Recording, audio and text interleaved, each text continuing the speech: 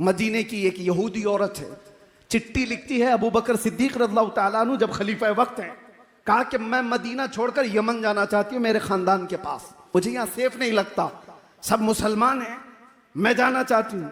सिद्दीक अकबर ने उसका रास्ता नहीं रोका, कहा कि ठीक है जा सकती है, लेकिन तन्हा औरत है, कौन जाए इसके साथ। दो जवान सहाबा को साथ में कर दिया कि यमन तक इस खातून को पहुंचा कर क्या हो। अब वो औरत और डर गई। मुसलमानों के बारे में जो एक परसेप्शन है, एक बना बनाया हुआ है, प्रोपेगेंडा है कि औरतों को देखेंगे तो ये पागल हो जाएंगे, कुछ भी कर लेंगे। दुनिया ने इस तरह से बना रखा है, हकीकत में खुद गंदे हैं। दो जवान सहाबा को उस औरत के साथ कर दिया गया।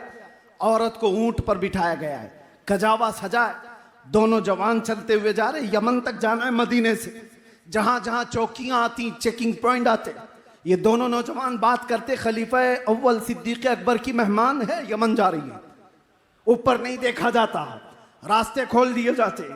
कई दिन की मसाफत के बाद जब यमन पहुंचते हैं तो वो खातून कहती है कई दिन का सफर कर लिया मदीने से यमन तक। वो औरत कहती है मैं खुदा को शाहिद बनाकर कहती हूं, एक बार भी इन दोनों नौजवानों में से किसी ने मेरी तरफ आंख उठाकर नहीं देखा नहीं। जब मैं उतरती, जब मैं चढ़ती, जब मेरी हाजतें होती तो ये नौजवान अपना चेहरा फेर लेते, एक बार भी इन्होंने देखा नहीं।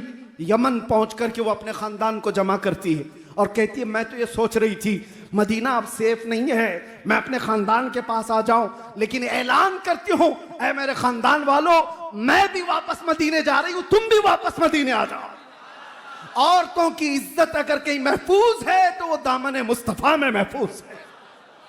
हदीसें पढ़ो आपको पता चले।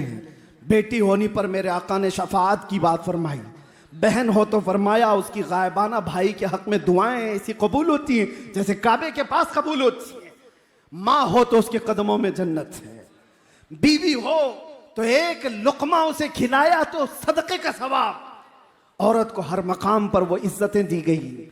नबी आखिरुज़्ज़मान सल्लल्लाहु ताला अलैहि वसल्लम ने आखिरी जो अल्फाज वफात के वक्त जो बयान फरमाए उसमें भी ये जिक्र है, मिल्के यमीन अस्सलात, वो मिल्के यमीन।